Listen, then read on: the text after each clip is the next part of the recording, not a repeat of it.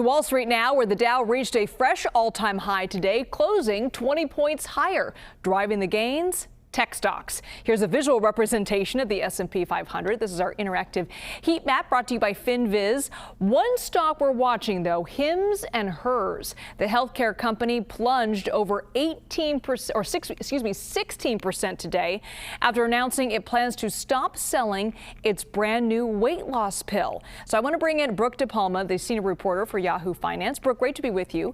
Hims and Hers launched this new pill just a couple of days ago with a significantly cheaper price tag than the name brand. So what happened here?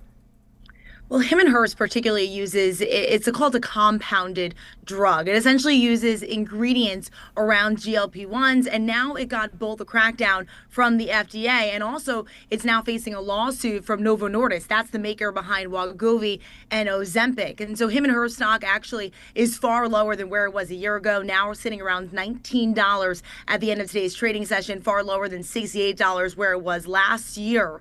And on Friday, the FDA put out a statement that essentially it is taking quote unquote decisive steps to really restrict the sale of these compounded drugs, including that pill that Hims and Hers was set to put out. And on top of that, now the maker once again of Wegovy and Ozempic, Novo Nordisk, saying in this lawsuit that it is accusing the company, Hims and Hers, of unlawfully using mass marketing unapproved versions of its Ozempic and Wegovy and selling it to the general public. Hims and Hers responded to Yahoo Finance in a statement saying that once again, Big Pharma is weaponizing the U.S. judicial system to limit consumer choice. So it'll be interesting to see how essentially this does play out. The pill not available on their website, but I have not heard back from the company if they'll continue to sell what they previously did of the injectable compounded drugs. Another headline we're keeping an eye on today, Kroger stock climbed after the grocery giant named a former Walmart executive as its new CEO. So what's the strategy behind this move?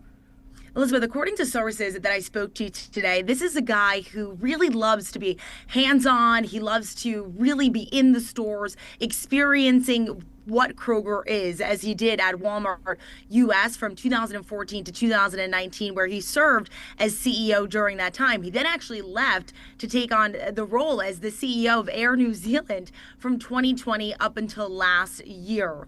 According to sources, he is a true merchant. He really loves to be in the stores, speaking to employees. And that's what Kroger really needs at this time, where they did have their CEO who was forced to step down last year, and also comes at this time where they have to compete at a time where his former employer, Walmart, is now making up their U.S. sales at Walmart. Now 60% of it is made up of groceries, and also Target has a new CEO who just started as well, and they're certainly doubling down on selling groceries as well, as consumers have still been focusing on the essentials here. So Kroger needs to get ahead, both not only in store, but also with digital initiatives as well. And OpenAI officially began testing ads in ChatGPT today. What do we know about that, and how is that going to change the experience for users? Well, if you're using ChatGPT for free, then do expect this beta testing of ads. That's essentially where we will see this testing. The example that they made was that if someone goes in and they ask for, say, a grocery or a recipe, then essentially it prompts a grocery sort of company to be the ad that is shown. The company also said within this testing phase that it'll be sure not to cater to consumers who are perhaps 18 years of age or under.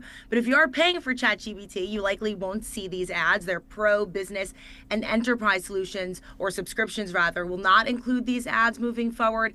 But Elizabeth, this is what Wall Street really has been waiting for. OpenAI rumored to go public this year, and they even had that code red as Google Gemini crept up with more and more users going towards it. And so it really needed to establish more of a business model. And one source on Wall Street saying that this includes this is a critical step rather for ChatGPT to really increase monetization and reduce cash burn, especially as it eyes to go public on the stock exchange. Brooke DiPalma, always great to talk to you. Thank you so much.